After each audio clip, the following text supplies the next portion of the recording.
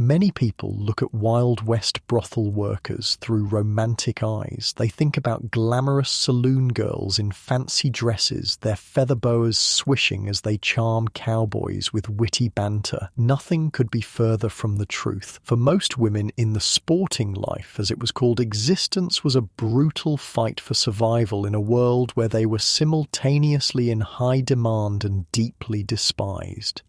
What Hollywood won't show you is the reality. A soiled dove's morning breath in a room where 6 women slept on 3 beds, the constant fear of disease, and the knowledge that they were just one angry client away from joining the endless parade of unmarked graves. Before we start, likes and subscribes help me keep making these. Where are you listening from? Drop your city and time in the comments. I'm always reading them thinking, wait, people in New Zealand listen to history stories to sleep? All right, 1870s Wild West tonight. But wait, are you comfortable? No, really. Check, pillows, blankets, the whole deal. Where we're going, you'll want to be settled.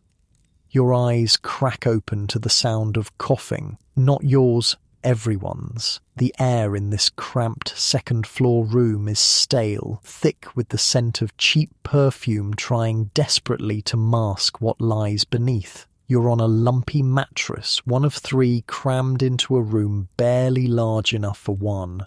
There's a reason they call places like these cribs. They're about as spacious as a baby's bed, but with none of the innocence. Your back aches from the sagging mattress. Unlike your soft pillow at home, your head rests on a bundle of cloth that might generously be called a pillow. The sheets? Let's not talk about the sheets. You're pretty sure they haven't been washed in the past week, despite the activities they've witnessed. Or rise and shine, ladies. The voice belongs to Madame Rosie, the owner of this establishment in Virginia City, Nevada. She's not the cruel type of madam you might expect, more of a businesswoman with an uncomfortable amount of practical experience in survival. Miners coming off night shift in an hour? Best be ready. The gold rush days created boom towns overnight, and wherever men gathered to seek their fortune, women arrived to profit from their loneliness. The math was simple and brutal. In places like Virginia City, men outnumbered women 8-1. In California in 1850, nearly 90% of the population was male. Now that's what you call a seller's market. Jesus, my head, groans Lily from the next bed. She's been in the business for 3 years, ancient by soiled dove standards. Most women lasted only a year or 2 before disease, violence, or despair claimed them. Someone passed the laudanum. And there it is, your first glimpse into how these women coped. The sweet brown liquid in little glass bottles was technically medicine, but it was mostly opium dissolved in alcohol. Think of it as the 1870s version of self-medication. For a lot of women, it started as pain relief and ended as addiction. You're sharing your bed with Sarah, a 19-year-old from Boston. She doesn't talk about how she got here. Nobody does. But you know the common paths. Seduced and abandoned, widowed with no skills, escaping abusive families, or simply desperate for money in a world that offered women few legitimate opportunities. My turn at the basin, Sarah mumbles, dragging herself up. The washing situation is, well, it's not your modern bathroom, that's for sure. In the corner sits a porcelain basin with maybe 2 inches of water that all 6 women in this room will use to wash themselves. By the time the last girl gets there, that water is going to be a grimy grey soup. But hey, at least they're trying, which is more than most people did in the 1870s Wild West. Think about this. In a time when most people considered bathing a monthly activity at best, brothel workers actually maintained higher hygiene standards than average. They had to. Their business depended on it. Still, with limited water and knowledge about germs, clean was a relative term. "Pass the tooth powder," calls Mary from across the room. Toothpaste wouldn't be invented until 1873, and even then it was a luxury. Instead, baking soda, salt, or even campfire ash served as tooth cleaners. Mary dips her finger in the shared pot of white powder and vigorously rubs it across her teeth. The sounds from outside start filtering in through the thin walls, men shouting, horses neighing, the general commotion of a mining town waking up. Virginia City isn't like the established cities back east. It's a place built on silver, where fortunes are made and lost overnight, and everything, including people, is considered disposable. "Heard Billy the Kid's gang might be coming through," Jenny says as she pins up her hair. She's the youngest, barely 16. Last time they were here, they spent a month's worth of wages in one night and shot up Mabel's place, Sarah reminds her. "Remember what happened to Lucy?" The room goes quiet. You don't need to ask who Lucy was or what happened to her. Violence was an occupational hazard. The West wasn't lawless exactly, but law enforcement had priorities, and protecting soiled doves wasn't high on the list. Madame Rosie appears in the doorway again, her massive frame blocking most of the light. "Enough chatter. Time to get dressed. Sarah, you take the blue dress today. Jenny, the red suits your hair." These aren't the elaborate gowns you see in Western films. Most brothel workers wore simple dresses, sometimes just everyday wear with a lower neckline. The fancy feathers and satins, those were for the high-class parlour houses in big cities, not for a place like this, where miners came straight from the diggings with silver dust still in their beards. "Hey, look what I got," Mary grins, pulling out a small tin of rouge. "Ordered it special from San Francisco." This was luxury in a world without Sephora. Cosmetics were often homemade, sometimes with dangerous ingredients like lead and mercury. That rosy glow might come at the cost of slow poisoning, but in a profession where your looks determined your income, women took the risk. "Remember, girls," Madame Rosie calls over her shoulder as she heads down to open up. "Check 'em for sores before you take 'em upstairs. And they pay first. Always." This wasn't just about money, it was survival. Venereal diseases like syphilis, called the calamity for good reason, and gonorrhea were rampant, with no effective treatments, and clients who didn't pay could turn violent fast. You rise and join the morning rush for the basin. Your stomach growls, reminding you that breakfast will be whatever's left in the kitchen, probably some hardtack and coffee if you're lucky, but you're actually better fed than most women in this profession. Madame Rosie runs a decent house. Sarah catches your eye as she struggles with her corset strings. "Help me." As you pull the laces tight, you can feel her ribs beneath your fingers. This isn't the fashionable wasp-waist corset of Eastern society ladies. It's a practical garment designed to enhance what needs enhancing for business purposes. "Not too tight," she whispers. "Had a girl pass out once. Customer thought she died. Whole place went to hell." Outside, the bell from the assay office rings 8 times. The day shift will be ending soon, and the night shift workers will be coming off duty, pockets full of wages and looking for ways to spend them. "Remember when we thought we'd marry bankers?" Jenny laughs, but there's no humour in it.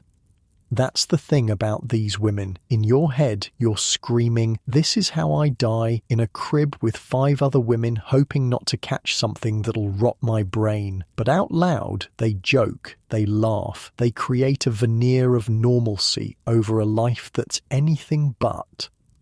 "I'm saving up," Sarah says, a daily mantra that's part prayer, part delusion.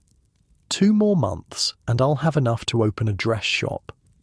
Few ever escaped. The money was better than most jobs available to women. A factory girl might make $3 a week, while a prostitute could make that in a night. But expenses were high. Room and board required fancy clothes, mandatory gifts to law enforcement to avoid arrest, and the ever-present doctor fees for treating the occupational diseases ate away at those earnings. By now, everyone's dressed, faces powdered to hide the pallor that comes from sleeping during daylight and working at night. The room that looked so grim in the morning light has transformed, not into something beautiful, but into something functional, a workplace. Last one down gets the first customer off night shift, Madame Rosie calls up the stairs. And trust me, you don't want Big Pete before he's had a bath. There's a scramble for the door, a flurry of skirts and perfume. You join them, stepping carefully downstairs, worn smooth by thousands of similar journeys. The day is beginning, though for you, it's more like evening, the start of a long night of work.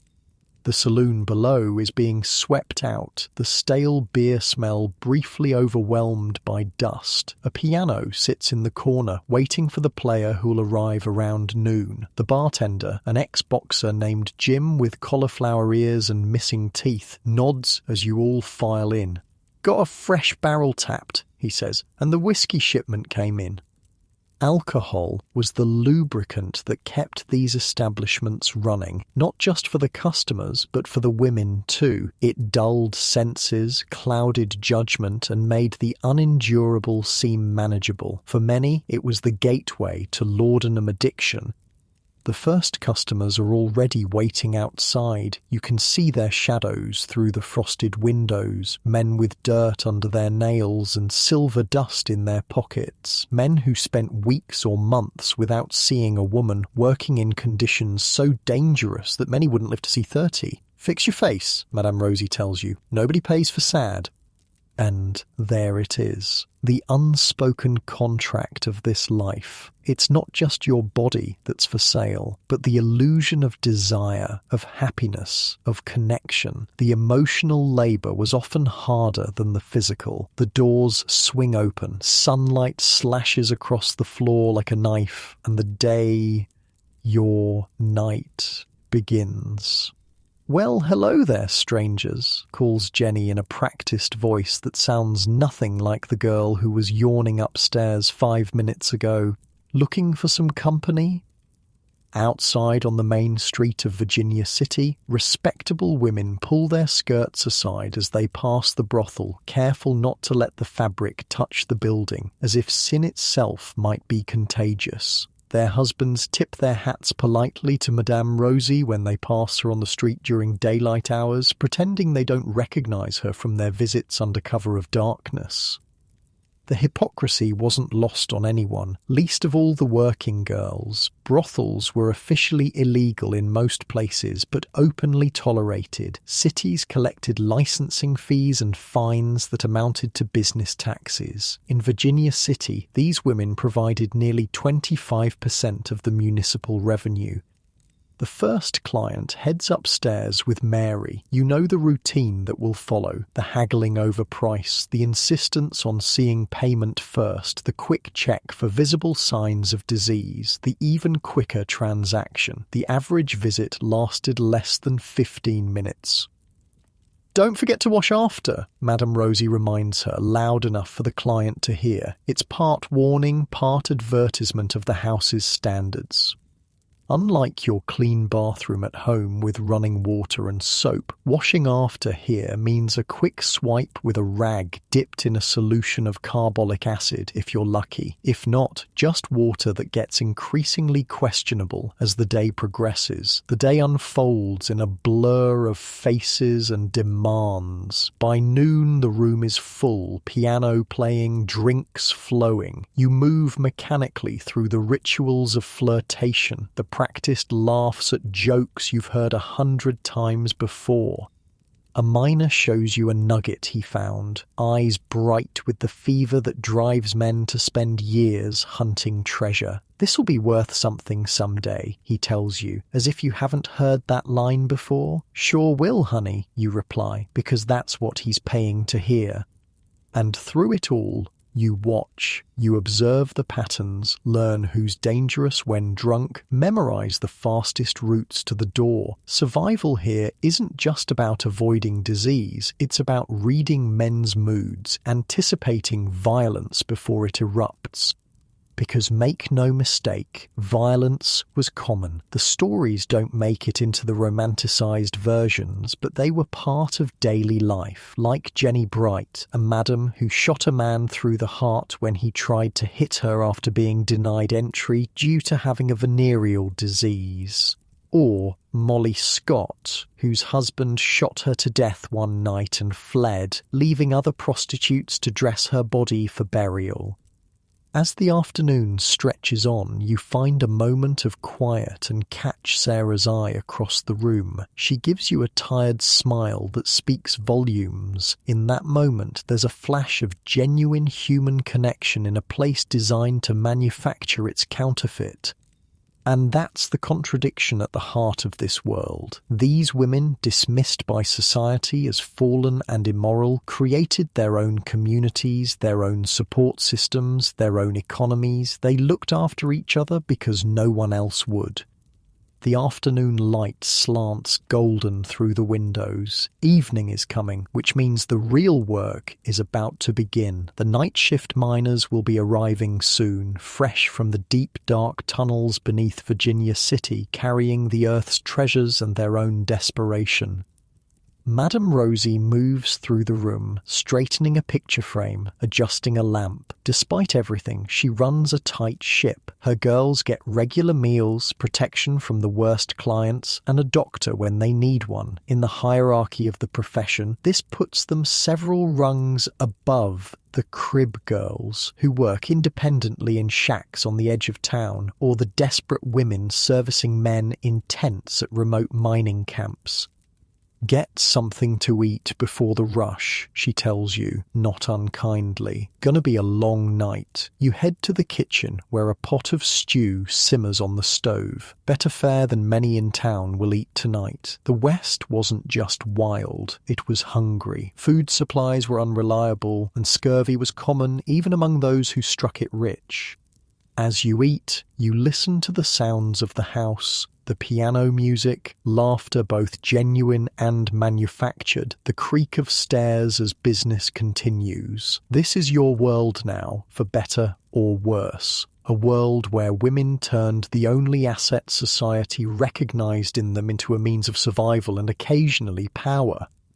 Night falls over Virginia City. Oil lamps are lit, casting warm light and long shadows. The real business of the night is just beginning as you finish your meal and straighten your dress. You catch a glimpse of yourself in a tarnished mirror and barely recognize the woman looking back. Tomorrow will bring more of the same. The basin of grey water, the tooth powder, the rouge, the practiced smiles. But for now, there's just this moment, this breath before plunging back into the current. You touch the small knife hidden in your garter, a precaution Madame Rosie insists upon, and head back into the saloon. The doors swing open, bringing a blast of cool evening air and the first wave of night shift workers, their faces blackened with silver dust, eyes squinting in the relative brightness after hours underground. "Evening, gentlemen," calls Madame Rosie. "Welcome to the Silver Queen. What's your pleasure tonight?" The night at the Silver Queen had stretched into the early morning hours. Now, with the first hint of dawn creeping through the grimy windows, the last drunken miner has finally been shown the door. The women drag themselves upstairs, bones aching, faces stiff from forced smiles that never reach their eyes. 5 hours till we open again, Sarah mutters, collapsing onto the shared bed. Might as well be 5 minutes. Sleep in a brothel wasn't the peaceful affair you're experiencing right now in your comfortable bed. It came in snatches, often interrupted, always insufficient. The women developed a sixth sense, sleeping with one eye open, waking at unfamiliar sounds, a survival skill in a world where danger could come from clients, lawmen, or rival establishments. Morning comes too quickly and the daily routine begins again. But today we'll see beyond the awakening into the full rhythm of a soiled dove's day. "Water deliveries here," calls Madame Rosie from downstairs. The words send a ripple of energy through the exhausted women. In mining towns like Virginia City, fresh water was precious as the silver they dug from the earth. Most buildings had no running water. Instead, water carriers made daily rounds, selling their goods by the bucket. For a brothel, water was a business expense, and a considerable one. "My turn to haul," sighs Lily, forcing herself up. "Someone help me with the buckets." You join her at the top of the stairs, watching as a wiry man lugs wooden buckets into the kitchen below. The water glistens in the morning light, a mundane miracle most people today take for granted. "That's 12 gallons, ma'am," the water carrier tells Madame Rosie. "Usual rate. 12 gallons for 6 working girls, plus whatever the house needs for cooking and cleaning. Do the math. That's barely 2 gallons per woman. Your modern shower uses that much in less than a minute." "Bring extra tomorrow," Madame Rosie says, counting coins into his palm. "Got miners coming in from the new strike at Gold Hill. They'll be filthy." You and Lily descend the stairs to retrieve the water, carrying it up bucket by bucket. The weight makes your arms tremble. Water sloshing over the sides, but you're careful not to spill much. Every drop counts. "Fill the hip bath first," Madame Rosie directs. "Jenny's got that cattle baron at noon. Man pays extra for clean girls." The hip bath, a metal tub barely big enough for an adult to crouch in, sits in a corner of the largest bedroom. It's a luxury item in the 1870s West, reserved for the highest-paying customers or the most profitable girls. "Same water for everyone after?" Sarah asks, already knowing the answer. "Same as always," Madame Rosie confirms. "Jenny first, then whoever's got special clients, then the rest of you by seniority." That's right, the same bath water used by woman after woman until it was too filthy to serve its purpose. Even then, it might be used to mop floors or wash linens before being discarded. "Water heating on the stove," Madame Rosie adds, "should be ready in an hour." While waiting for their turns at washing, the women attend to other morning duties. Brothels, contrary to what you might think, were often cleaner than surrounding establishments. Disease was bad for business, and madams enforced hygiene standards as best they could with the knowledge available. "Got something for you girls?" says Jim the bartender, appearing at the top of the stairs with a crate. "Drummer came through yesterday selling these." Inside the crate are bottles of dark liquid labelled Dr. Kilmer's Female Remedy, snake oil most likely, a mixture of alcohol, opium and herbs that promised everything from curing female complaints to preventing pregnancy. Medicine in the Wild West was a dangerous mix of folk remedies, patent nostrums and outright fraud. "How much?" Madame Rosie asks, ever the businesswoman. "Already paid," Jim says with a shrug. "Consider it insurance. Don't need any of you girls laying up sick."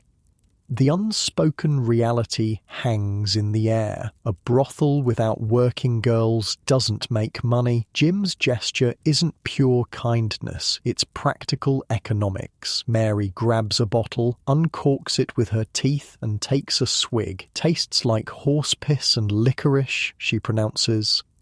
"Probably works about as well, too." The women laugh, but they all take bottles anyway. In a world without effective medicine, even false hope was better than none. Breakfast in 10, calls Madame Rosie. Then everyone helps with the cleaning. The kitchen is the heart of this unusual household. Unlike your spotless modern kitchen, this one is dominated by a massive iron stove that requires constant feeding with wood. The table is scarred from years of use, the dishes mismatched but relatively clean. Breakfast is simple: cornmeal mush, salt pork, and strong coffee black as sin. The women eat quickly without the modern luxury of lingering over meals. Time is money in a business that sells it by the hour. God, I miss proper eggs, sighs Jenny, pushing the mush around her plate. My ma used to make the best scrambled eggs with cream. My ma used to beat me with a broom handle, Mary counters flatly, so I'll take the mush. And there's the truth that rarely makes it into the romantic stories. Many women entered this life fleeing something worse: abusive homes, grinding poverty, or the desperate situation of being widowed or abandoned in a society where women had few rights and fewer opportunities. After breakfast comes the real work of maintaining the establishment. Each woman has assigned tasks: washing glasses, sweeping floors, changing linens. The sheets from last night are stripped and taken to large tubs in the backyard where they'll be boiled with lye soap. A brutal process that chaps hands and stings eyes but kills both stains and some germs. Got a tear in the blue dress, Sarah says, holding up the garment to the light. Need to mend it before tonight. Clothing repair was constant. The dresses worn by brothel workers weren't the elaborate costumes of movie fantasy, but practical garments designed to be easily removed and sturdy enough to withstand rough handling. Still, they wore out quickly and replacements were expensive. Use the silk thread for that one, Madame Rosie advises, and mind the neckline. It's drooping too low on the left. By mid-morning, the water for the hip bath is finally hot. Jenny strips down without self-consciousness. Privacy is a luxury unknown in this setting, and climbs into the steaming water. Sweet Jesus, she sighs, sinking down. Almost worth being a whore just for a hot bath. The others laugh at the gallows humour. They've all made similar jokes. What else can you do when faced with the reality of your situation?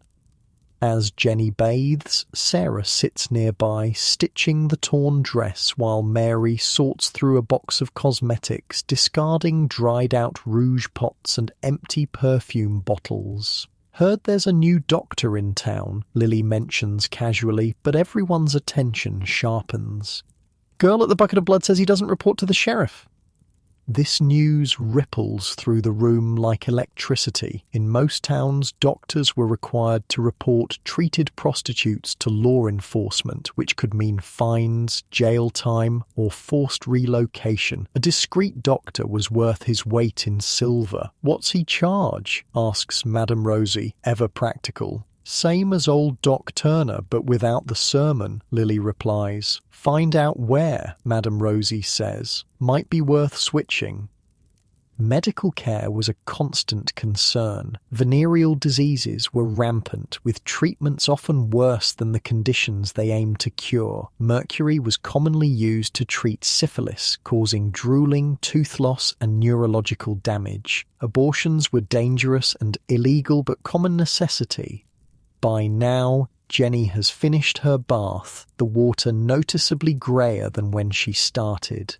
Sarah is next, then Mary, each woman making do with increasingly dirty water. Got something on my monthly, Lily announces, pulling a small cloth packet from beneath her mattress. Anyone need some? The packet contains dried tansy and pennyroyal, herbs believed to prevent pregnancy when brewed as a tea. They were somewhat effective, but dangerously toxic in large doses. Still, they were preferable to the alternatives: unwanted pregnancy or dangerous abortion attempts.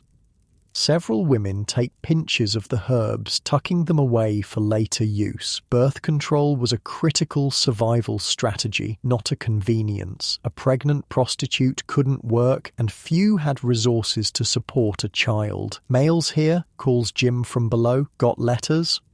Letters were lifelines to the outside world, treasured connections to families who sometimes didn't know their daughters' true occupations. Many prostitutes told parents they were working as seamstresses or housekeepers, sending home money while hiding the source. "Anything for me?" asks Jenny, hope making her voice young again. Jim checks the small stack. "Nothing today, kid." Her face falls momentarily before the professional mask slips back into place. "Their loss," she says with forced brightness. By noon, the preparations are complete. The saloon below has been swept and stocked, the spittoons emptied and rinsed, a particularly foul job that rotated among the women, and fresh sawdust scattered on the floor to absorb spills and worse. The women gather in Madame Rosie's room for a daily ritual unknown to outsiders. She hands each a small glass of brandy, not the watered-down stuff served to customers, but good quality liquor kept for this purpose. "To making it through another day," she says, raising her glass. The women drink silently, this small ceremony marking the transition from their private morning to their public afternoon and evening. "Now for the war paint," Mary says, pulling out her cosmetics kit. The transformation is methodical. First, rice powder to create a pale complexion, fashionable at the time and useful for hiding signs of illness or exhaustion. Next, rouge for cheeks and lips, applied with a delicate touch. Too much marked a woman as cheap. Finally, charcoal to darken eyelashes and brows. "Here," Sarah says, handing you a small bottle. "It's my last bit of proper French perfume. Just a dab, mind you." The scent is floral and heavy by modern standards, designed to mask body odours in an era when daily bathing was uncommon. You apply it to wrists and behind ears, the ritual oddly similar to what women still do today, though for different reasons. "Remember," Madame Rosie says, as you all prepare to descend, "check their hands first. Miners with fresh pay have clean fingernails. The ones with dirty hands already spent their money elsewhere." This practical advice, the kind never included in romantic tales of the Wild West, was how women survived. They learned to assess clients quickly, identifying potential dangers and profitable opportunities with equal speed. "And for God's sake," she adds, "hide your valuables better than last time. That drifter nearly made off with Mary's locket." Each woman had hiding places for the small treasures that represented escape, saved money, jewellery that could be sold in an emergency, perhaps a train ticket kept ready for the day they'd leave this life behind. Most never used them, but the possibility provided comfort.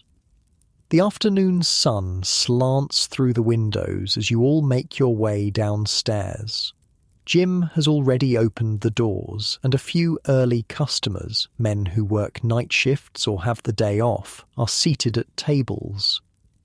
"Smile," Madame Rosie reminds you all quietly, no matter what. The women fan out through the room, transforming as they move from the relative sisterhood of the morning to the performers of male fantasy they must be to survive. Backs straighten, hips sway, voices rise to a practiced pitch that carries over the piano that's now being played by a bleary-eyed man in the corner.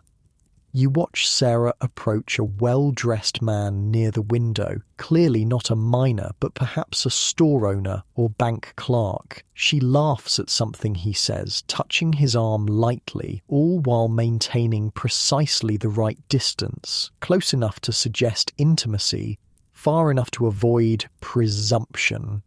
"Whiskey, darling?" asks a voice at your elbow. You turn to find a middle-aged man with a sun-weathered face and relatively clean clothes. A rancher, most likely. "All love some," you reply with the practiced smile that's become second nature. This is how it begins, day after day. The careful dance of suggestion and negotiation, the assessment of risk and reward. The working women of the Wild West were businesswomen operating in the only industry widely available to them, with all the practical concerns of any entrepreneur: overhead costs, client relations, competition, and long-term planning. The afternoon unfolds in a rhythm familiar to everyone in the house. Men come and go, drinks flow, money changes hands. Upstairs, floorboards creak with footsteps and the weight of transactions, both financial and physical. By late afternoon, the house is in full swing. The piano player has found his stride, pounding out popular tunes with mechanical efficiency. The air is thick with tobacco smoke, perfume, and the smell of unwashed bodies, an assault on the senses that you've somehow grown accustomed to.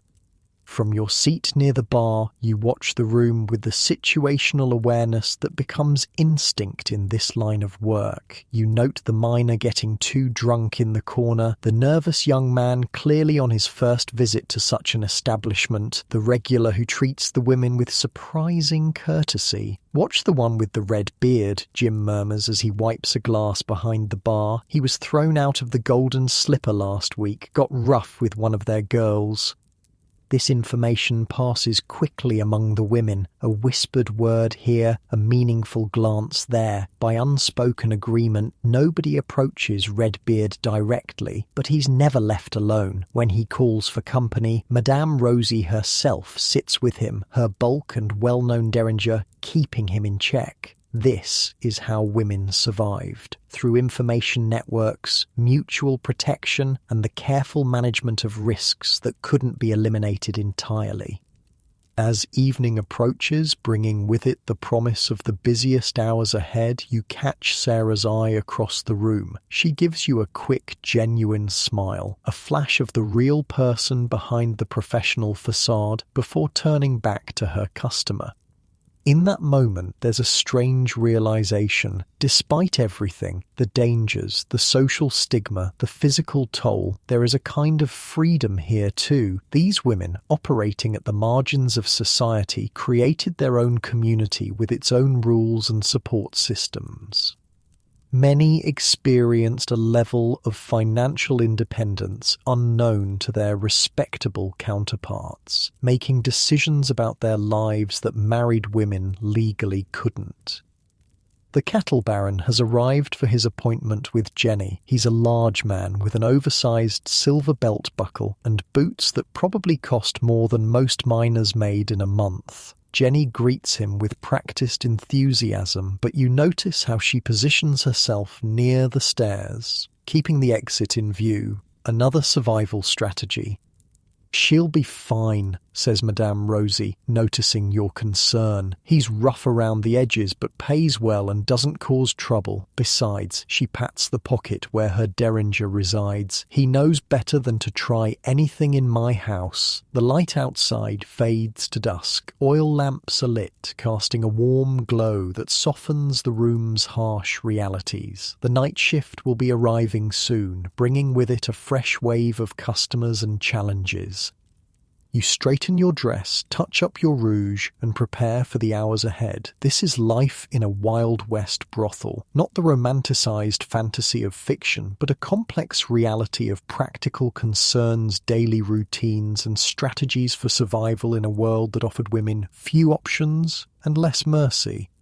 As the first stars appear in the darkening sky outside, you raise a glass with the other women in a silent toast to making it through another day in a place where tomorrow is never guaranteed. The night at the Silver Queen had stretched long, the hours blurring together in a haze of smoke, whiskey, and forced laughter. By the time the last customer stumbled out, dawn was already threatening the eastern sky. Now, in the relative quiet of mid-morning, a different side of brothel life emerges. The complex social web that bound these women together and connected them, sometimes surprisingly, to the broader community. Males here, Jim calls, setting a small stack of envelopes on the bar, and the supply wagons coming up the street. The arrival of mail and supplies was a major event in isolated mining towns where connections to the outside world were tenuous at best. For the women of the Silver Queen, these deliveries represented both practical necessities and emotional lifelines. Sarah sifts through the envelopes with careful fingers. "Got one," she says, her voice carefully neutral despite the excitement in her eyes. She tucks the letter into her pocket without opening it. Private moments were rare enough to be savoured in solitude. "Supply list," Madame Rosie announces, unfolding a piece of paper. "Mary, you're coming with me. Rest of you, finish the washing and mending." The relationship between Madame and workers wasn't exactly maternal, but it wasn't purely business either. Madame Rosie protected her girls, not just as investments, but as people under her care, a complex dynamic that created a strange sort of family structure. "Can I come too?" Jenny asks, her youth showing through. "I need new hair ribbons." Madame Rosie sighs, but nods. "Fine, but stay close. Don't need any trouble from the town ladies." The social hierarchy of a mining town was rigid, with respectable women at the top and soiled doves at the bottom, yet the reality was far more complicated than this simple division suggested. "Speaking of the town ladies," Jim says, wiping down the bar, "Mrs. Holcomb was asking if we'd donate to the new school fund again." "That woman," Madame Rosie snorts, "happy to take our money but won't look me in the eye on the street."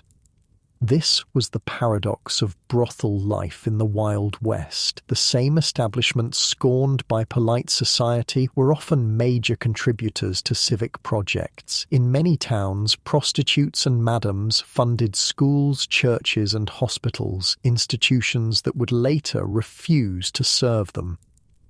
"Tell her we'll match whatever the bank donates," Madame Rosie decides after a moment. "Anonymously, of course." "Course," Jim agrees, though everyone knows the source of the donation will be an open secret in a town this size. After Madame Rosie departs with Mary and Jenny, the brothel settles into a different rhythm. Without customers or the Madame present, the remaining women relax into more authentic versions of themselves. "Got some coffee left?" Lily asks, stretching her back. "Real coffee, not that mud we serve the customers." You pour her a cup from the private stash kept in the kitchen, another of the small luxuries that marked the difference between public and private life in the brothel. "Thanks, hun." She takes a sip and sighs with satisfaction. "Damn, my feet are killing me. That rancher last night had me dancing for 2 hours straight before he even mentioned going upstairs." These quiet moments between women were where real relationships formed. Despite popular imagination, competition between prostitutes was often secondary to cooperation. They watched each other's backs, shared resources, and provided the emotional support lacking from the rest of society. "Sarah, that letter from your sister?" asks Lily, nodding toward the envelope peeking from Sarah's pocket. Sarah nods, a small smile playing at her lips. She had her baby, a girl. "That's wonderful," you say, meaning it. "What did they name her?"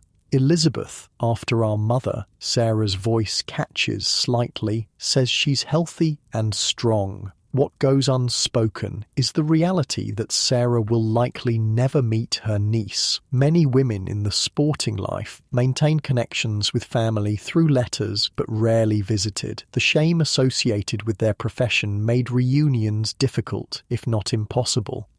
"My sister hasn't written in 3 years, Lily says matter-of-factly. "Not since I told her what I really do for living." The room goes quiet. Every woman there knows some version of this story. The severed ties, the lies maintained to preserve relationships, the painful honesty that sometimes destroyed them. A knock at the back door breaks the moment. You open it to find a young boy, maybe 12, shifting nervously from foot to foot. Doc Simmons sent me, he says, not meeting your eyes. Says to tell you he'll be by after dark. Someone sick needs seeing to. You press a coin into his hand. Tell him we'll be expecting him. The boy nods and dashes away, clearly uncomfortable with his errand. But the message is significant. It represents another facet of the complex social network surrounding the brothel. Must be for Lucy at the Gem, Lily speculates once you've closed the door. Heard she was coughing blood yesterday. Poor thing. Sarah shakes her head. Consumption, probably. Tuberculosis, consumption in the parlance of the time, was a common killer in the close quarters of mining towns. For prostitutes who literally couldn't afford to take time off when sick, it was often a death sentence. What's notable about this exchange is the relationship with Doc Simmons. While some doctors refused to treat fallen women at all, others provided care discreetly, often after normal business hours. These physicians weren't necessarily more moral than their peers. They simply recognized the practical reality that disease didn't respect social boundaries. Remember that doctor in Denver, Lily asks? The one who'd only treat us if we sat in the barn behind his office? Better than the one in Leadville who reported every girl to the sheriff, Sarah counters, got half the cribs shut down in a week. The conversation is interrupted by the arrival of the butcher's boy with the day's meat delivery, another social connection that bridged the divide between the brothel and the larger community. "Afternoon, ladies," he says with a cheeky grin, clearly enjoying his regular visits to the otherwise forbidden establishment. "Got the best cuts for you, like always." This teenager, too young to be a customer but old enough to make deliveries, represents yet another strand in the social fabric. The brothel might be officially taboo, but it was also an integral part of the economic ecosystem. Your mother know you're flirting with whores, Tommy? Lily teases, taking the wrapped meat. "My mother knows you all tip better than the hotel," he replies without missing a beat. "And don't complain about the price." After he leaves, you all share a laugh. "That boy's going to be trouble when he's older," Sarah predicts. "Already is," says Lily. "Saw him sneaking out of the Magnolia house past midnight last week. His mother would skin him alive. The Magnolia was a competing establishment down the street. Lower class than the Silver Queen, catering to miners rather than the businessmen and ranchers who frequented Madame Rosie's. As if summoned by the mention, a woman appears at the front door. Pearl, one of the Magnolia girls, looking worried. "Is Rosie here?" she asks, glancing over her shoulder. "Need to talk to her." "Supply run," you explain. "Something wrong?" Pearl hesitates, clearly debating whether to share with you what she came to tell the madam. Finally, necessity overcomes caution. "New marshal's in town," she says in a low voice. "Word is he's planning a raid tonight, looking to make an impression." This news sends a ripple of tension through the room. While prostitution was technically illegal, most law enforcement operated on a system of regular payoffs and deliberate blindness. A new marshal could disrupt this delicate balance, especially if he was looking to prove himself. "You warning all the houses?" Sarah asks, already moving to gather valuables that might be confiscated in a raid. Pearl nods. "Mags sent me to spread the word. Figured we're all in the same boat." This cooperation between competing brothels highlights another aspect of their social structure. While they might fight over customers and territory, they united against external threats, particularly from law enforcement. "Thanks, Pearl," Lily says, pressing a coin into her hand. "We owe you one." "Just looking out for our own," Pearl replies with a shrug before disappearing back into the street. "Should we close for the night?" you ask, once she's gone. Lily shakes her head. "Can't. Not without Rosie's say-so. Besides, closing would just confirm something's up. Instead, you all begin discreet preparations, hiding savings and valuables, ensuring quick exit routes are clear, reviewing which customers might provide bail money if arrests occur. These practical responses to legal threats were well-rehearsed routines in brothel life.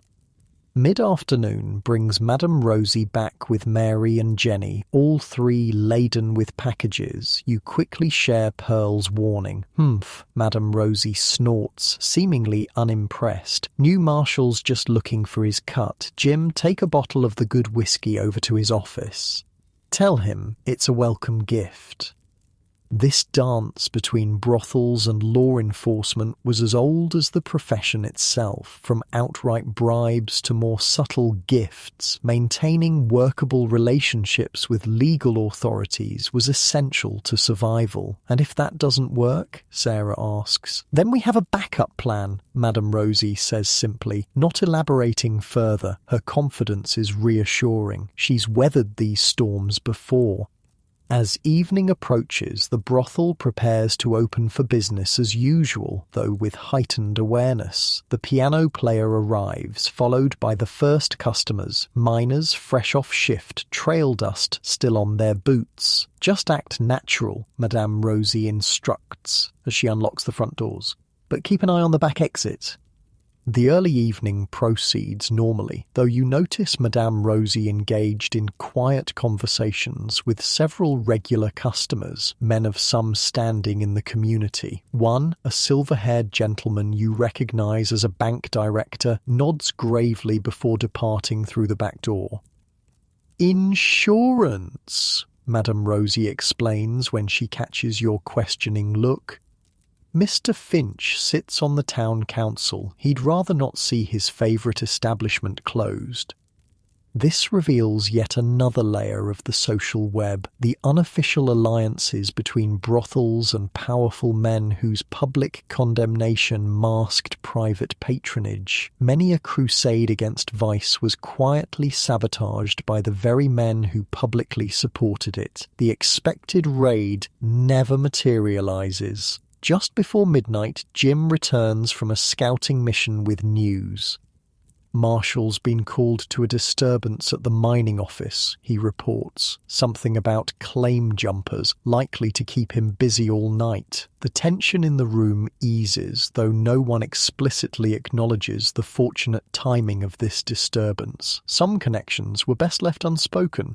"Told you it would work out," Madame Rosie says with satisfaction. "Now back to business, ladies." The near miss brings a different energy to the brothel that night. The women move with lighter steps, laugh more readily. Shared crisis, even averted, strengthens bonds. You notice Sarah and Lily huddled in conversation with a miner you haven't seen before, their expressions serious despite the festive atmosphere. Later, when you ask about it, Sarah is evasive, just a friend from up north passing through. But that night, after closing, you discover the true purpose of the conversation when Sarah slips into the room you share with her and two others. "Lucy's leaving the gem," she whispers, referring to the sick woman mentioned earlier. "That miner, he's her brother, come to take her home to die. The gem's letting her go." This surprises you. Many brothels effectively owned their workers through debt or contract. "No," Sarah says simply, "she's running tonight." The implication is clear. Sarah and Lily have been helping arrange an escape. This too was part of brothel life, the underground network that occasionally helped women leave the profession, especially those in dire circumstances. "Need anything from us?" you ask. Sarah hesitates. Then, "Keep watch at the window around 2. Signal if you see anyone coming." That night, while others sleep, you maintain a vigil at the window overlooking the back alley. Shortly before 2, figures move in the darkness. A man supporting a woman who seems barely able to walk. They pause at the back door of the gem, then hurry toward a waiting wagon. No one pursues them. No alarm is raised. By morning, Lucy will be miles away, headed for a family home she probably never expected to see again. Whether she'll be welcomed or shunned, there is unknown, but at least she won't die alone in a crib behind a saloon. This small act of mercy, this connection beyond business, exemplifies the deeper social reality of brothel life. These women, marginalized by mainstream society, created their own moral framework, their own community standards. They looked after their own when no one else would. Dawn finds you still at the window, watching as the town begins to stir. The baker's chimney starts smoking first, followed by the blacksmith's forge. A stray dog trots purposefully down the middle of the street. A pair of miners stumble home after a night shift or a prolonged drinking session. It's impossible to tell which. Sarah joins you, passing a cup of coffee. They make it out okay? You nod. No problems I could see. She sips her coffee in silence, then, "I've been saving, got nearly enough for a ticket to San Francisco." This quiet confession, this sharing of a closely guarded dream, is a rare gift of trust. Every prostitute had an escape plan, real or imagined. Few ever implemented them successfully. "What would you do there?" you ask. "Open a dress shop, maybe." Sarah smiles faintly. "Or just be anonymous for a while, no one knowing what I was before." The dream of reinvention, of escaping not just the profession but the social stigma attached to it, was powerful. Some women did manage it, changed their names, moved to cities where no one knew them, built new lives. Others found that the past followed them regardless of distance. "You'd be good at it," you tell her. "The dress shop, I mean." "Maybe." She doesn't sound convinced, but appreciates the support. "One day, maybe." The moment is interrupted by sounds of the house waking up. Madame Rosie's heavy tread on the stairs, Jenny's laughter from the kitchen, the clatter of breakfast preparations. Another day in the life of the Silver Queen brothel is beginning. As you move to join the others, Sarah catches your arm briefly. "Thanks," she says simply, "for keeping watch."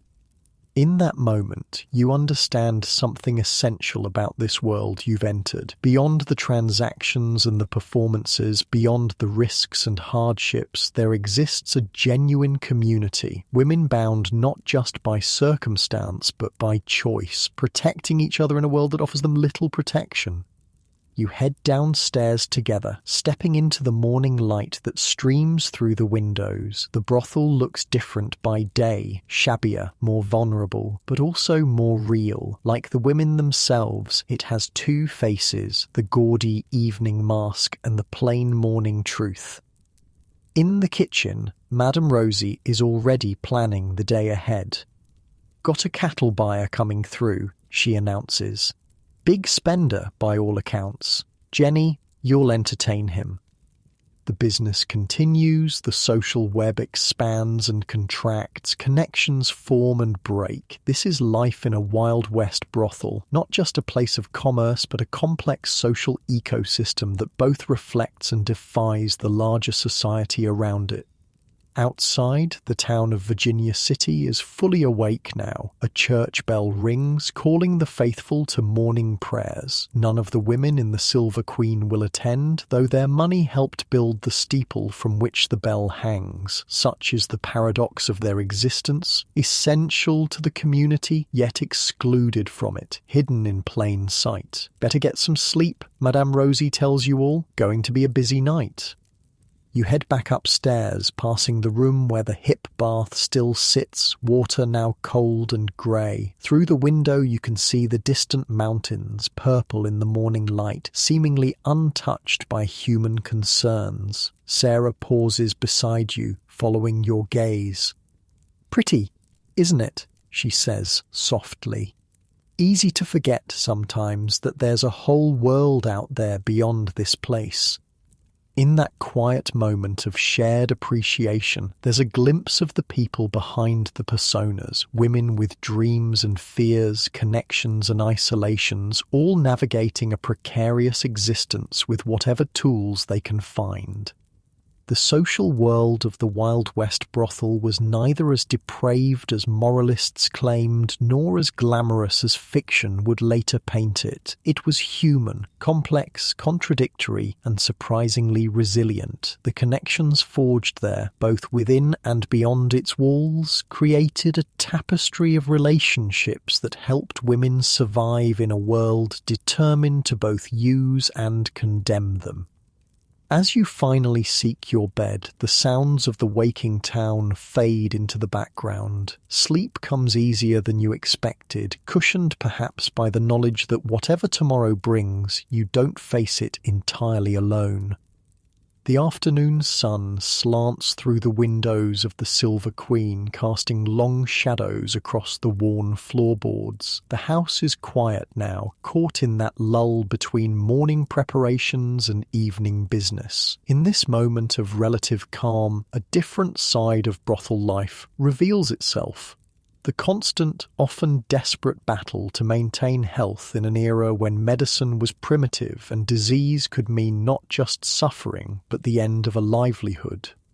The knock at the back door comes precisely at 3, as promised. Jim glances at Madame Rosie, who nods once. He opens the door to reveal a middle-aged man carrying a battered leather case, Dr. Simmons, making his discreet weekly visit to the Silver Queen. "Afternoon, ladies," he says, removing his hat as he steps inside. His voice is neither judgmental nor overly familiar, professional, with a hint of genuine concern. "Who's first today?" Unlike your modern doctor's office with its privacy and sterile equipment, medical examinations in a brothel were basic affairs conducted in whatever space was available. Today, it's the small back room normally used for storage and occasional card games. "Mary complained of symptoms," Madame Rosie says, gesturing toward the young woman who stands with arms crossed, face carefully blank. "Jenny's due for her regular check. Rest of you line up after." Regular medical examinations were a standard practice in better-run brothels, not out of legal requirement in most places, but as a business necessity. Disease could spread quickly through a house, decimating both the workforce and customer base. "Let's have a look then," Doc Simmons says, setting his bag on a table that Jim has hastily cleared. He pulls out a clean cloth, lays it down, and begins arranging his instruments. A far cry from modern medical tools, but the best available in the 1870s. Mary enters the makeshift examination room while the rest of you wait, making small talk that carefully avoids acknowledging what's happening behind the closed door. After about 15 minutes, she emerges, face still unreadable. "Jenny," she says simply, taking a seat at the far end of the room. One by one, you each take your turn with the doctor. The examinations are brief, uncomfortable, and rudimentary by modern standards. Doc Simmons checks for visible signs of venereal disease, listens to lungs and hearts with his stethoscope, and asks a few questions about symptoms. When your turn comes, the doctor's manner is matter of fact. "Any issues to report?" he asks, washing his hands in a basin of water that's been changed between patients, a relatively advanced hygiene practice for the time. "Just the usual," you reply, "tired, sore." He nods, unsurprised. The physical toll of prostitution was significant even without disease. Long hours standing or dancing, disrupted sleep patterns, and the simple wear and tear of the work itself. The examination proceeds quickly. When it's done, he gives you the same advice he gives everyone. Try to rest when you can, drink plenty of water, wash thoroughly after each customer. This last recommendation was one of the few effective preventative measures available against sexually transmitted infections. In an era before antibiotics, prevention was far more reliable than treatment. After the last examination, Doc Simmons confers quietly with Madame Rosie in the corner. You can't hear their words, but their expressions tell enough. Mary won't be working tonight. 2 weeks rest at minimum, the doctor says loudly enough for everyone to hear as he packs his bag. And the medicine 3 times daily. He hands Madame Rosie a small bottle of dark liquid. No one asks what's in the bottle. It could be anything from mercury compounds, the standard highly toxic treatment for syphilis, to herbal preparations or simple alcohol tinctures. Whatever it contains, it's unlikely to be truly effective against venereal disease. But it's all that's available. My bill, Doc Simmons says, handing Madame Rosie a folded piece of paper. She glances at it, nods, and counts out coins from the pouch at her waist. The amount is substantial. Medical care was expensive, especially the discreet kind provided to brothels. It's yet another cost of doing business that ate into the women's earnings. After the doctor leaves, the mood in the house shifts. Mary sits alone, staring at the bottle of medicine. "How bad?" Sarah asks gently, sitting beside her. "Early stages," Mary replies, her voice flat. "Says if I rest and take the medicine, I might be fine." Might. That single word carries the weight of uncertainty that haunted every prostitute's life. Venereal diseases like syphilis and gonorrhea were endemic in the profession. Early-stage syphilis might present as simple sores that healed on their own, giving false hope before the disease progressed to more serious, eventually fatal stages years later. "You'll stay in my room," Madame Rosie decides. "Sarah will cover your regulars." This arrangement, sick workers being cared for rather than simply dismissed, wasn't universal, but it was common in established houses. Madams understood that today's sick girl might be tomorrow's earner, and that showing care for ill workers encouraged loyalty from the healthy ones. "What about my share of the rent?" Mary asks. In most brothels, workers either split their earnings with the house or paid daily or weekly rent for their rooms. "We'll work it out," Madame Rosie says with finality. "Rest now, that's an order." As Mary is helped upstairs, Lily pulls a small wooden box from beneath a floorboard in the corner, another of the hiding places that dotted the house. "Time for protection," she announces. The box contains an assortment of items that represented the limited methods available for preventing disease and pregnancy. Small squares of linen to be used as makeshift barriers, tins of various powders and ointments of dubious effectiveness, and dried herbs for making preventative teas. "Got something new," Jenny says, pulling a small rubber object from her pocket. "Travelling salesman had them. Cost me a day's earnings." It's a primitive version of a female condom, a technological advancement that would have been rare and expensive in this era. The women examine it with mixed expressions of hope and skepticism. "Does it work?" Sarah asks, turning the object in her hands. Jenny shrugs. "Better than nothing, I figure." This casual exchange highlights a crucial reality of brothel life. Women shared information, resources, and protective methods in a communal effort to stay healthy. Long before formal sex education or healthcare access, this informal knowledge network was often their only defense against disease.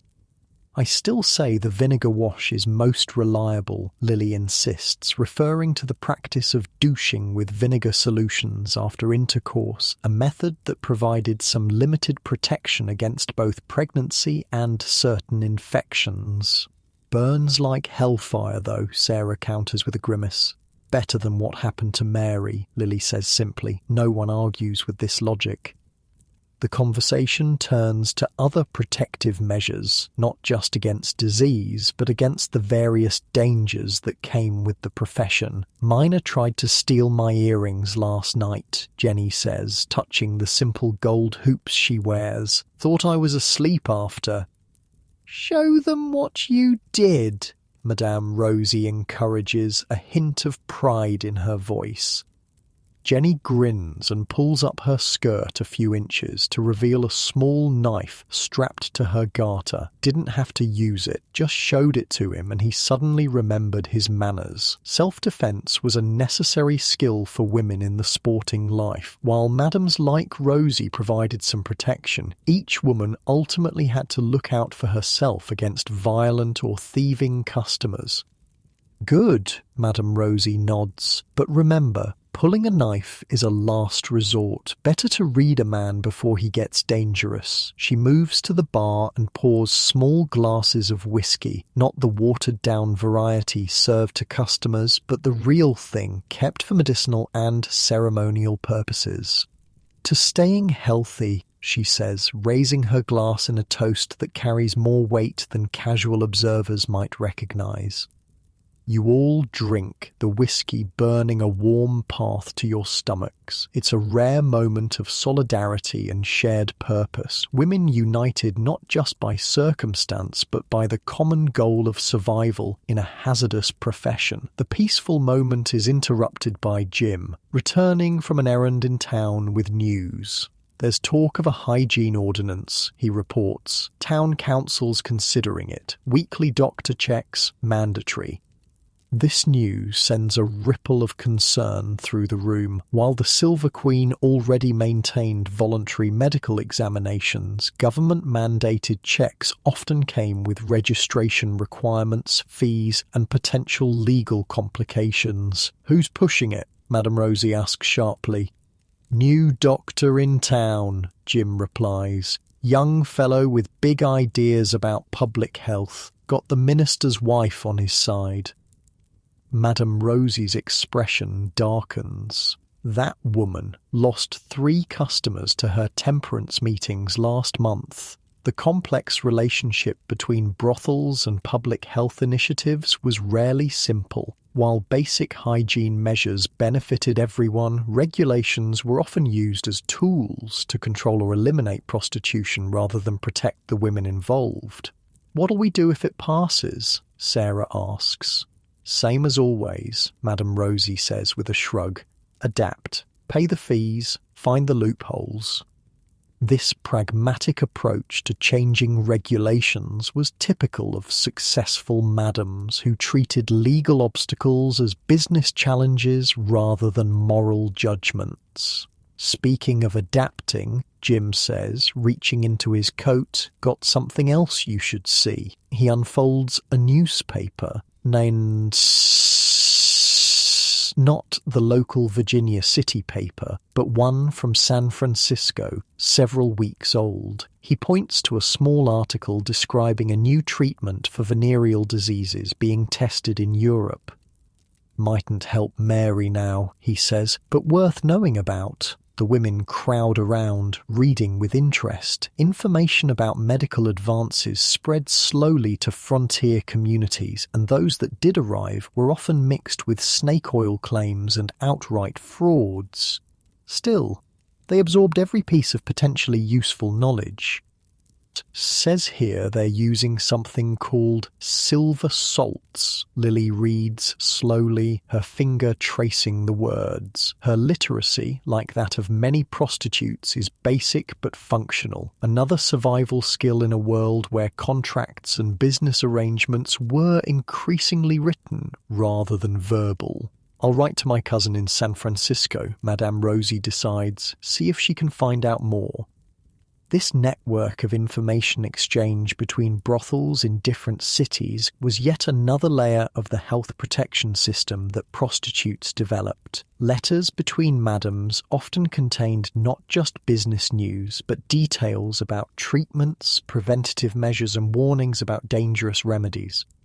As evening approaches, the house begins its transformation from daytime sanctuary to nighttime business. The piano player arrives, lamps are lit, and fresh sawdust is scattered on the floor to absorb spills and mask odours. Time to get ready, Madame Rosie announces.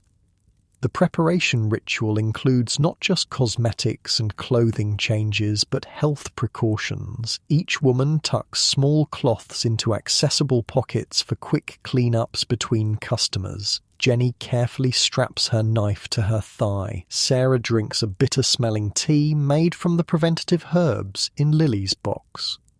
"Don't forget these," Madame Rosie says, distributing small vials of carbolic acid solution, a primitive antiseptic that served as a disinfectant wash. The smell is harsh, medicinal, nothing like the gentle soaps you're used to at home. Upstairs, Mary rests in Madame Rosie's room, her face pale against the pillows. You stop by briefly to check on her. "Brought you some broth," you say, setting a cup on the bedside table.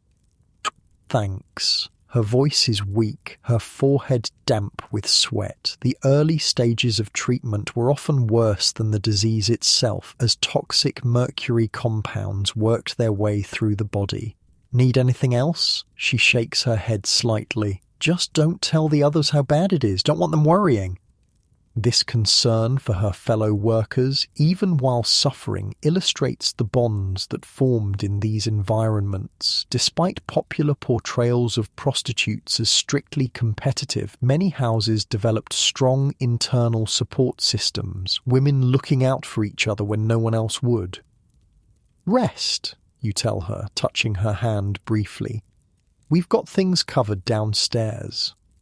The evening begins as customers start arriving, miners fresh from their shifts, businessmen claiming to be just passing by, cowboys with trail dust still on their boots, the usual mix of humanity seeking various forms of escape. You work the room with practiced ease, laughing at jokes you've heard 100 times, deflecting unwanted advances with gentle skill, steering potential customers toward transaction without explicit discussion, all while maintaining an almost subconscious vigilance for signs of trouble. A miner at the bar coughs repeatedly into his bandana, which comes away spotted with blood. You catch Sarah's eye across the room and make a subtle gesture. She nods, understanding the warning. Tuberculosis was as feared as venereal disease, perhaps more so for being easier to contract through casual contact. Sarah approaches the bar near the miner. "Jim," she says loudly enough for the man to hear, "Madame Rosie said we're not serving anyone who's sick tonight. Doctor's orders after what happened last month." The miner takes the hint, finishing his drink quickly before departing. No confrontation, no accusation, just a clear boundary established and respected. This delicate enforcement of health standards was part of survival in a profession where illness could spread rapidly through a house. As the night deepens, you find yourself in conversation with a well-dressed stranger, not a local, judging by his clothes and manner. He's polite, seemingly educated, and interested in more than just the obvious services. "I'm a physician from Philadelphia," he explains after some general conversation, "studying disease patterns in mining communities." You maintain your professional smile while mentally assessing the risk. He could be legitimate. Medical researchers did occasionally venture west, though rarely to brothels, or he could be lying to gain information or access. "Fascinating work," you reply noncommittally. "Must keep you busy." "Indeed. I'm particularly interested in preventative measures employed in establishments like this one," he continues, leaning forward slightly. "Purely academic interest, I assure you." You've heard variations of purely academic interest before, usually from men seeking details they found titillating rather than educational. Still, genuine medical knowledge was valuable enough to warrant careful consideration. "You should speak with Madame Rosie about that," you suggest, nodding toward her impressive figure at the far end of the room. "She handles all matters of house policy." The deflection is smooth, practiced, neither rejection nor acceptance, simply transferring the decision to higher authority. It's one of countless small protective strategies developed through experience. The doctor does approach Madame Rosie later in the evening. Their conversation lasts nearly an hour, heads bent together in the corner. When he finally leaves, she gathers the women briefly during a lull in business. That man had some useful information, she tells you all. New treatments being tested back east. I've written it all down for Doc Simmons to review. This exchange of medical knowledge, flowing from formal institutions to the informal networks of brothel workers, was an unrecognized but vital channel for health information in the developing West. Women in the sporting life were often more knowledgeable about certain aspects of sexual health than many formally trained physicians, having learned through hard-won experience. The night wears on. You serve drinks, entertain customers, occasionally disappear upstairs for brief business-like encounters that bear little resemblance to the passionate romances depicted in fictional accounts of brothel life. Between customers, you perform small protective rituals, washing quickly with the carbolic solution, checking for any signs of trouble, taking small sips of the preventative tea that tastes of herbs and bitter determination. In the quietest hour before dawn, when only a few dedicated drinkers remain at the bar, you find yourself sitting with Sarah and Lily in a corner, feet aching, counting the night's earnings. Not bad, Lily says, stacking coins into neat piles, enough to put a little aside. For what? Asks Sarah. Your dress shop or mine?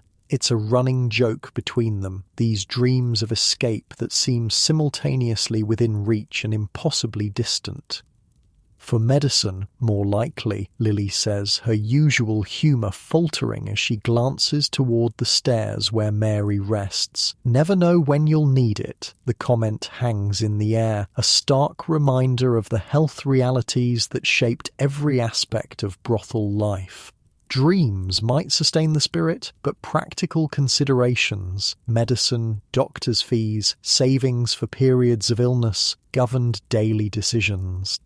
To staying healthy, Sarah says, raising her glass in an echo of Madame Rosie's earlier toast. To staying healthy, you and Lily repeat. In that moment, the clink of your glasses carries the weight of shared understanding that in this life, health wasn't just about physical well-being, but about economic survival, about maintaining the precarious independence that brought many women to this profession in the first place. Outside, the eastern sky begins to lighten. Another night has passed at the Silver Queen. The women have laughed and lied, protected themselves and each other, navigated the dangers both visible and microscopic that threatened their livelihood and lives. As the last customer is ushered out and the doors locked for the day, there's a collective exhale. Another night survived, another day to rest and recover before it all begins again. You head upstairs, pausing to check on Mary once more. She's sleeping now, her breathing steadier. Whether from genuine improvement or simply exhaustion is impossible to tell. In your shared room, Sarah is already undressing, her movements mechanical with fatigue. "Think I'll use some of that carbolic solution again before bed," she murmurs. "Extra precaution." "Good idea," you agree, reaching for your own vial. This final cleansing ritual before sleep, another layer of protection, another small act of self-preservation, underscores the constant vigilance required in a profession where health risks were omnipresent and effective treatments scarce. As you finally sink into bed, your body aching with the night's exertions, you find yourself contemplating the complex health ecosystem of the Wild West brothel, not just the disease and dangers, but the ingenious protective measures, the information networks, the communal care systems that developed in response. These women, excluded from respectable society and its resources, created their own healthcare systems out of necessity and shared wisdom. They adapted, innovated, and protected themselves and each other as best they could with limited tools and knowledge. Sleep comes quickly, dreamless and deep. Your last conscious thought is a simple gratitude for the clean bedding beneath you, the roof above, and the knowledge that for tonight at least you remain among the healthy and working. Unlike Mary, whose future hangs in a precarious balance between recovery and decline, unlike countless others whose names history has forgotten, women who faced the same health challenges without the relative security of an established house like the Silver Queen. Tomorrow will bring its own concerns, more customers, more risks, more protective measures. But for now, in the quiet morning hours, there is only rest and the momentary peace it brings. The late afternoon sun casts long shadows through the windows of the Silver Queen, illuminating dust motes that dance in the golden light. It's the quiet hour, that liminal space between day and evening when the brothel transitions from private sanctuary to public business. In this moment of calm, Madame Rosie sits at a small desk in the corner of the saloon, ledger open before her, spectacles perched on her nose as she carefully tallies figures. This scene, rarely depicted in romanticized portrayals of Wild West brothels, reveals one of the most significant aspects of the sporting life, its fundamental nature as a business enterprise, with all the economic complexities that entailed. "Girls," Madame Rosie calls, her voice carrying up the stairs. "Accounting time." The women descend one by one, some still drowsy from daytime sleep, others freshly washed in preparation for the evening ahead. They gather around the desk with an air of expectancy that has nothing to do with the performances they'll put on for customers later. This is genuine interest. Their livelihoods are recorded in that leather-bound book. "Good week overall," Madame Rosie announces, turning the ledger so everyone can see the neat columns of figures. Up 15% from last month. Unlike the stereotypical image of the madam keeping her girls in ignorance and debt, many successful brothel operators like Rosie ran relatively transparent financial systems. The women knew what they earned, what they owed, and what they could expect to keep. "Sarah, you're up by nearly $20, Madame Rosie notes with approval. "That cattle broker must have really taken a shine to you." Sarah allows herself a small smile of professional pride. In the complex economy of a brothel, regular clients who developed preferences for specific women were valuable assets, reliable income in an otherwise unpredictable business. "Monthly expenses," Madame Rosie continues, flipping to another page. "Rent to Mr. Holcomb, $5 a week, so $20 for the month. Liquor bill from Thompson's, $42 and change. Wood and coal, $15. Water delivery, $8. Piano player's wages, $12. These mundane operational costs were the foundation of brothel economics, the fixed expenses that had to be covered before anyone made a profit. They were substantial, especially in remote mining towns where goods and services commanded premium prices. "Dr. Simmons, $25 for the month," she adds, "plus extra for Mary's treatment." Healthcare was another significant expense in the brothel economy, both preventative examinations and treatments for the various ailments that plagued workers in the profession. Unlike modern businesses with health insurance, these costs came directly from the house's earnings or the women's personal savings.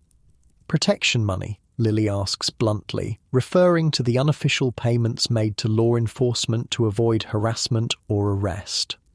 15 to Marshal Davis, Madame Rosie confirms, and another 10 to Deputy Wilson. This aspect of brothel finances was universal across the West, regular payments to authorities who publicly condemned vice while privately profiting from it. In some towns, these payments were formalized as fines that amounted to business licenses. In others, they remained under-the-table arrangements.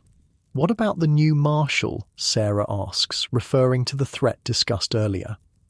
Being handled, Madame Rosie says with finality. Mr. Finch at the bank is seeing to it. The economics of a Wild West brothel extended beyond its walls into a web of community relationships. Powerful men who publicly maintained respectable facades while privately patronizing establishments like the Silver Queen often served as unofficial protectors, using their influence to shield their preferred houses from legal troubles.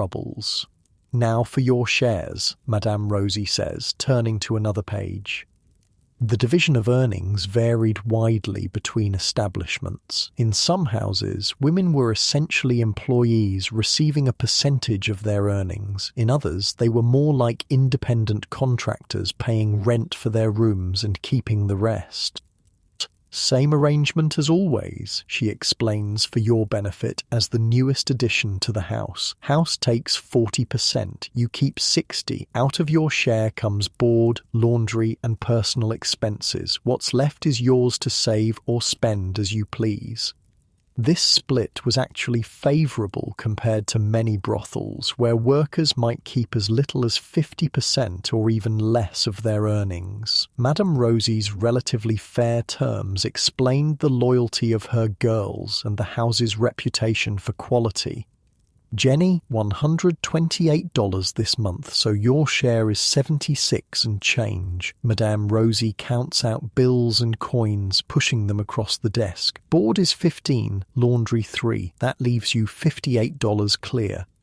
Jenny receives her earnings with practiced nonchalance, but you notice how carefully she counts the money before tucking it away. $58 was a substantial sum in the 1870s, more than many skilled labourers earned in a month. The financial reality of prostitution was that despite its dangers and social costs, it often paid better than any other work available to women. "What about Mary's share?" Sarah asks, glancing toward the stairs where Mary still rests, recovering from her illness. "Half pay during recovery," Madame Rosie states. "House rules." This policy, continuing to provide some income during periods of illness or injury. One by one, each woman receives her earnings. When your turn comes, you accept the small stack of bills and coins with a mixture of pride and resignation. The money represents both freedom and its cost, the ability to support yourself independently, and the price paid for that independence. "Don't forget to put something aside," Madame Rosie advises as she closes the ledger. "Never know when you'll need a nest egg." This common refrain in brothel life reflected a harsh reality. The career of a soiled dove was typically short, ended by disease, violence, addiction, or simply aging out of customer preference. Smart workers saved aggressively, hoping to accumulate enough to escape the profession before it claimed them. "Speaking of saving," Jim interjects, approaching the desk with an envelope, "Land Office notice came today." Madame Rosie takes the envelope, her expression betraying unusual excitement as she reads its contents. "It's done," she announces. "Deeds registered. The plot on C Street is officially mine." This revelation highlights another economic aspect of brothel life often overlooked in historical accounts: property investment. Successful madams frequently channeled their earnings into real estate, using these tangible assets to secure their futures when their working days ended. "Going to build that new place after all?" Lily asks. "Come spring," Madame Rosie confirms. 2 stories, 10 rooms, proper plumbing. The women exchange glances, clearly visualizing this step up from their current accommodations. Indoor plumbing was a luxury in 1870s mining towns, available only in the newest and most expensive buildings. "You'll all have a place there," Madame Rosie assures them, "assuming you stay out of trouble and keep bringing in the business." This planned expansion represents the business acumen that characterized many successful madams. They weren't simply managers of vice, but entrepreneurs who reinvested profits, expanded operations, and built legitimate business empires that sometimes extended far beyond the sex trade. As if on cue, the front door opens to admit a well-dressed woman who looks decidedly out of place in a brothel. The women tense instinctively. Respectable ladies rarely entered establishments like the Silver Queen, and when they did, it usually meant trouble. Mrs. Peterson, Madame Rosie greets the visitor with cautious formality. What brings you to my establishment? The visitor, perhaps 40 years old and wearing an expensive dress that marks her as a member of Virginia City's elite, appears uncomfortable but determined.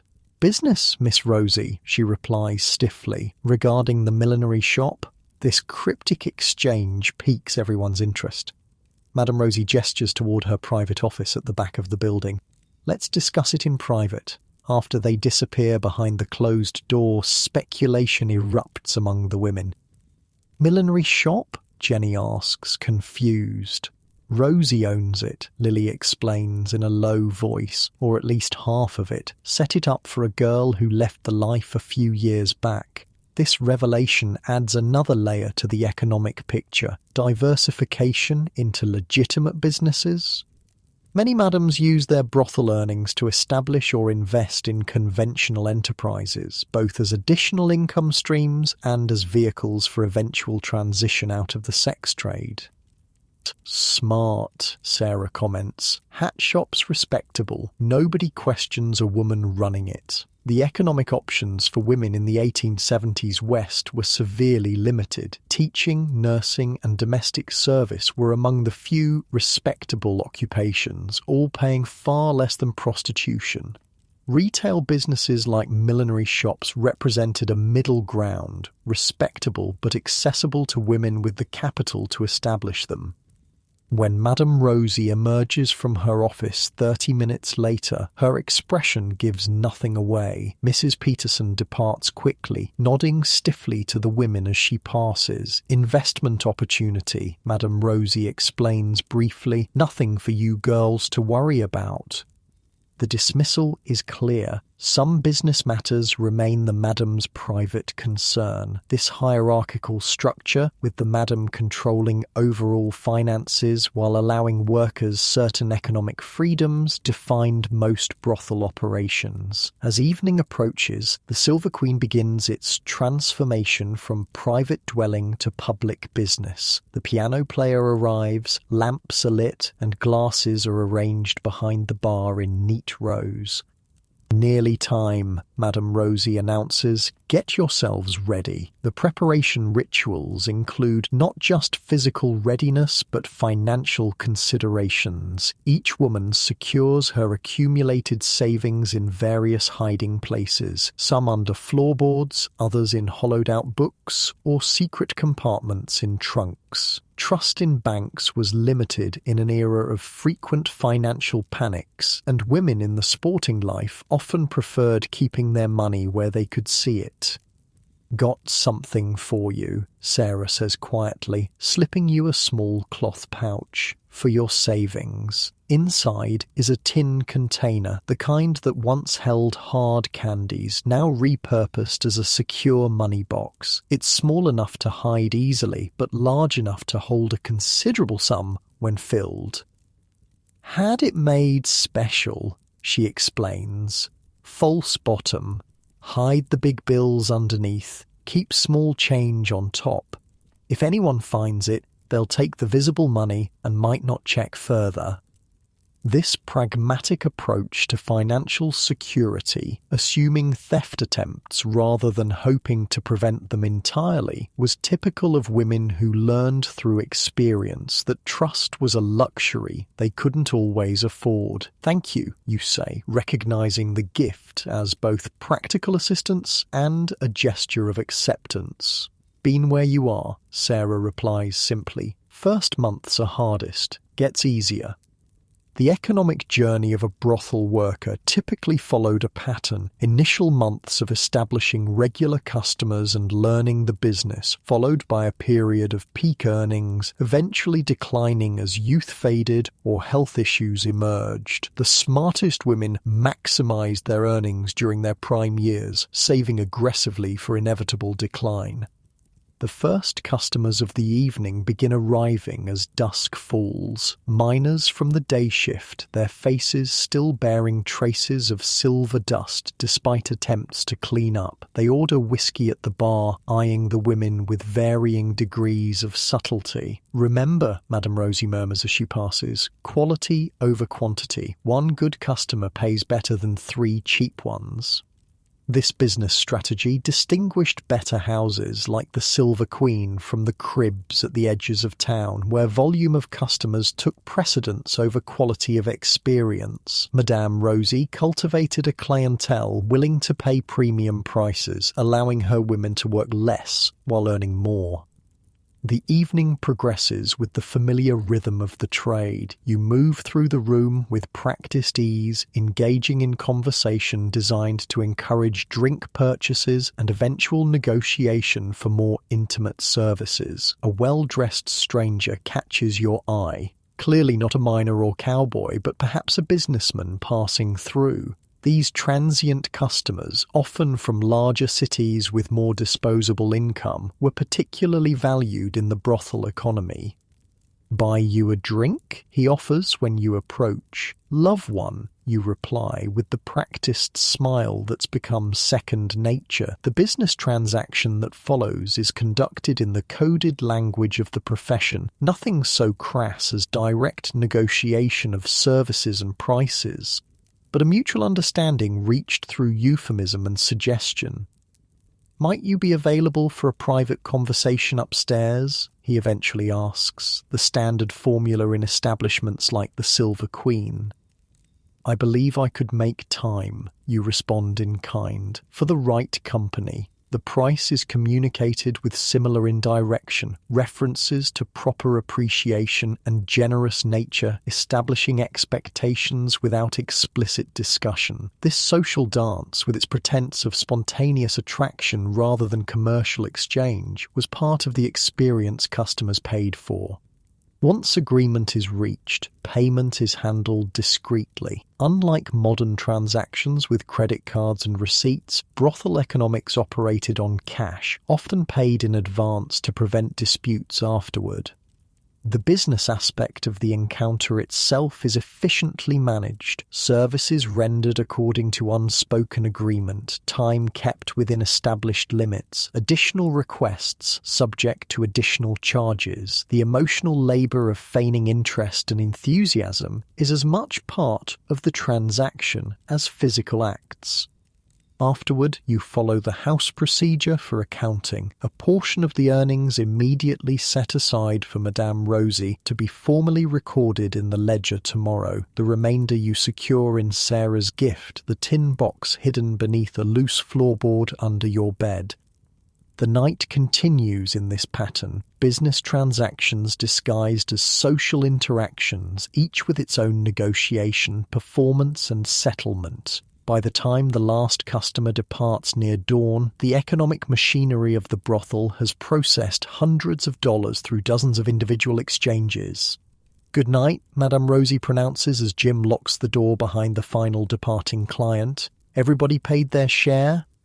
Each woman confirms her accounting, the day's earnings now distributed between housecut and personal holdings. This daily settlement prevented disputes and ensured the house maintained its operating capital. "That businessman from Sacramento," Lily remarks as you all gather for a brief unwinding before sleep. "He left his card, says he'll be back next month."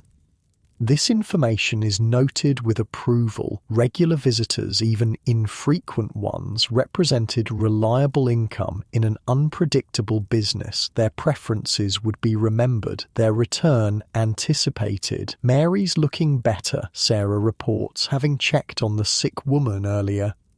"Doctor says she might be back on her feet in a week." This good news has economic implications beyond simple concern for a colleague. Mary's recovery means return to full staffing, more comprehensive service offerings, and greater overall house earnings. "What about that new place on D Street?" Jenny asks as conversation flows. "Heard they're charging less than we do." "And offering less," Madame Rosie responds firmly. Quality has its price. We're not competing with cribs. This market positioning, premium service at premium prices, was a deliberate business strategy. The Silver Queen catered to customers who could afford to pay for better surroundings, healthier women, and more sophisticated entertainment than found in cheaper establishments. "I'm saving for a sewing machine," Jenny says suddenly, changing the subject. "Singer makes one for $20. Figure I could make some extra taking in mending during slow times." This entrepreneurial thinking, developing secondary income streams, was common among forward-thinking brothel workers. Many supplemented their earnings with side businesses ranging from dressmaking to fortune-telling, building skills that might eventually provide an exit from the sporting life. "Smart girl," Madame Rosie approves. "Always good to have options." As the conversation winds down and exhaustion takes its toll, the women drift upstairs to their beds. Economic concerns follow them even into sleep. Dreams of savings accumulated, investments made, futures secured through strategic financial planning. In your shared room, Sarah counts her night's earnings one final time before hiding them away. The ritual is methodical, practiced, bills smoothed and arranged by denomination, coins stacked in neat piles. $18, she murmurs, satisfaction evident in her voice. "Another month like this, and I'll have enough." "For the dress shop?" you ask, remembering her mentioned dream. "Maybe," she replies, suddenly hesitant. "Or maybe just a ticket east. Sometimes I think about going home."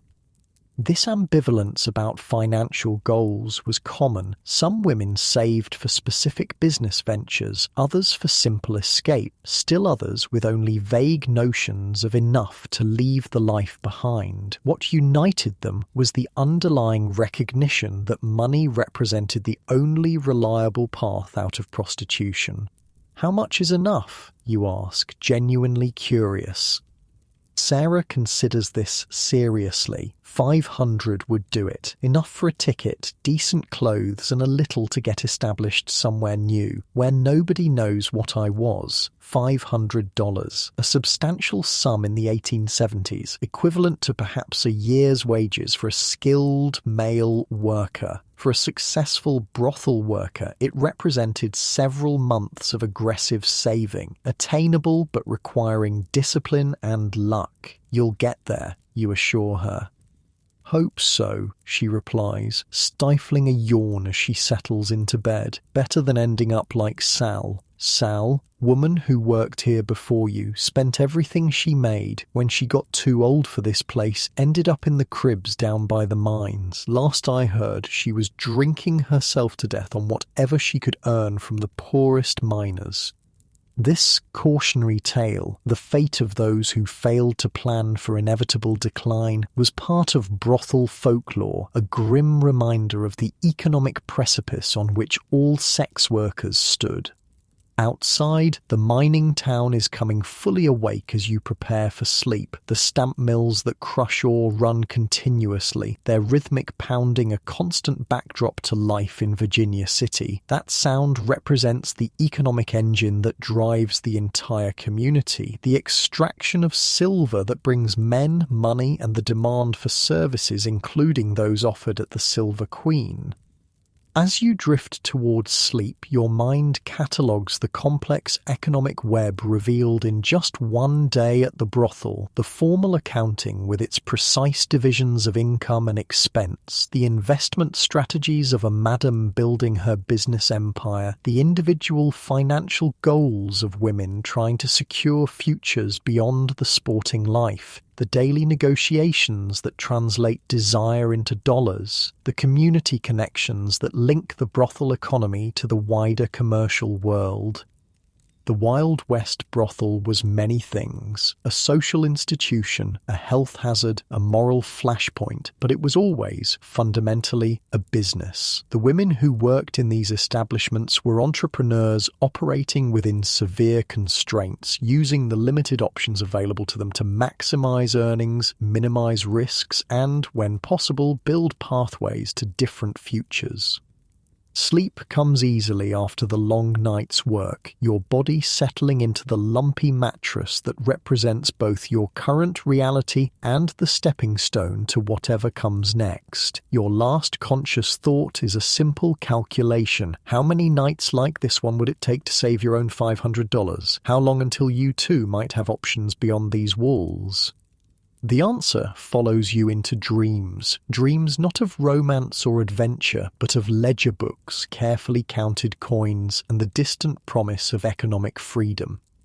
The afternoon sunlight filters through lace curtains that have seen better days, casting dappled patterns across the worn floorboards of the Silver Queen. It's been 3 months since you first walked through these doors, 3 months of learning the rhythms and rules of brothel life. Now, as you sit by the window, darning a torn stocking, you find yourself contemplating not just your daily routine, but the longer arc of life in the sporting trade and the various ways women found their way out of it. "Letter for you, Sarah," Jim announces, appearing at the doorway with a single envelope. Sarah takes it with carefully controlled eagerness, her fingers tracing the return address before she tucks it away unopened. "Thanks," she says simply, but the single word carries weight. "Good news?" you ask, once Jim has gone. "Hope so," she replies. "It's from my cousin in San Francisco. She's the one helping me look for a place to rent, for the dress shop." Sarah's planned exit from brothel life, saving to establish a legitimate business, represents one of the more successful paths women followed. Unlike factory work or domestic service, which paid barely subsistence wages, skilled trades like dressmaking offered both respectability and potential prosperity. "Got the last $50 last night," she adds, her voice low though there's no one else in the room. $520 total, enough to make the move, rent a small place, buy supplies. This milestone, reaching a savings goal that makes escape possible, was one many brothel workers aspired to, but relatively few achieved. Between house fees, living expenses, costs of required finery, and the ever-present temptations of alcohol and laudanum, saving substantial sums required uncommon discipline. "When will you go?" you ask, realizing with a pang that you'll miss her steady presence. "End of the month if the letter says she's found a suitable place." Sarah's expression is complicated, hope mingled with uncertainty. Madame Rosie already knows, said she'd have a goodbye party. This too was part of brothel tradition, acknowledging departures that ended on good terms with celebration rather than recrimination. Madams like Rosie, who took a longer view of their business, understood that maintaining positive relationships with former employees created a network of contacts and referrals that benefited everyone. "What about you?" Sarah asks. "Still planning to stay the year?" You nod, having settled on this time frame as your own goal. A year to learn the business, establish regular customers, and save enough to consider other options. 3 months down, 9 to go. Smart, she approves. First year's the hardest. Gets easier once you know who's who and have regulars who ask for you. The conversation is interrupted by sounds from upstairs. Mary, fully recovered from her illness, laughing at something Jenny has said. Her return to health represents another facet of brothel life, the resilience that allowed women to bounce back from setbacks that might have destroyed them in other circumstances. "Remember that woman who came through last week?" Sarah asks, changing the subject. "The one selling fabric samples?" You nod, recalling the middle-aged woman who had stopped at the Silver Queen, ostensibly as a travelling saleswoman but clearly comfortable in surroundings that would have scandalised most respectable ladies. Used to work for Madame Rosie 10 years ago, Sarah reveals. Now she's got her own business, travels all over the West, even has a Chinese man who works for her, carries her trunks and samples. This revelation highlights another potential legacy of brothel life, the business skills and confidence gained through years in a demanding profession. Women who succeeded in navigating the complex social and economic terrain of prostitution often developed capabilities that transferred surprisingly well to legitimate enterprise. Rosie's got at least 4 former girls who've gone straight, Sarah continues, keeps track of them, helps them get started. That millinery shop she invested in, run by a woman who worked here 5 years before opening it. This network of former prostitutes establishing themselves in conventional businesses created a hidden economic pipeline, channeling money and opportunities among women who shared a common past but sought different futures. The front door opens, admitting Madame Rosie herself, returning from errands in town. Her expression is thunderous as she stamps snow from her boots. Winter has come early to Virginia City, adding another layer of challenge to daily life. "Everything all right?" you ask as she enters the sitting room. "That damned temperance society," she fumes, removing her heavy coat. "They're pushing a petition to close all establishments on D&E streets. The Silver Queen stands on E Street, squarely in the target zone. This cycle of moral crusades, led typically by the wives of the same men who frequented brothels, was a constant in Western communities. Periods of tolerance alternated with crackdowns, usually depending on the economic conditions and political climate of the moment. "They'll never get it through," Sarah says with confidence born of experience. "Too many businesses depend on us, and half the town council are customers." "Maybe," Madame Rosie concedes, her anger fading to resignation. "But it's a reminder not to get too comfortable. This business has always been about adapting or dying."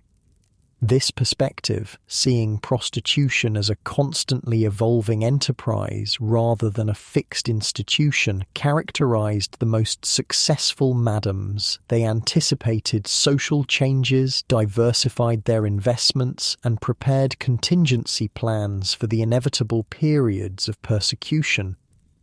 "Which reminds me," she continues, her mood lightening slightly. "Got news about Josephine." The name clearly means something to Sarah, who perks up with interest. "She finally did it? Moved to St. Louis?" "Better," Madame Rosie says with evident satisfaction. "Married that cattle broker who'd been sweet on her for years. He bought her a house in Denver, right on Quality Hill, respectable as can be." Marriage represented another exit path from brothel life, though a rare one. While many customers might develop attachments to particular women, few were willing to overcome the social stigma attached to marrying a former prostitute. Those who did were often men with their own unconventional backgrounds or limited social standing to lose. "Never thought she'd get out that way," Sarah muses. "Always figured she'd buy that restaurant she talked about." "Life surprises you sometimes," Madame Rosie says, settling into her favourite chair by the stove. "That's why I always tell you girls to keep your options open." As if on cue, Mary appears on the stairs, a newspaper in hand. "Look at this," she says, spreading it open to reveal an advertisement circled in pencil. "Lady Barber wanted in Carson City, says they'll train suitable applicants." This novel opportunity, women's barbering, being a relatively new and somewhat controversial occupation, generates immediate discussion. The women gather around, examining the advertisement with the keen interest of those always alert for potential escape routes. "Pays not great to start," Lily observes critically. "But it says room and board included. during training.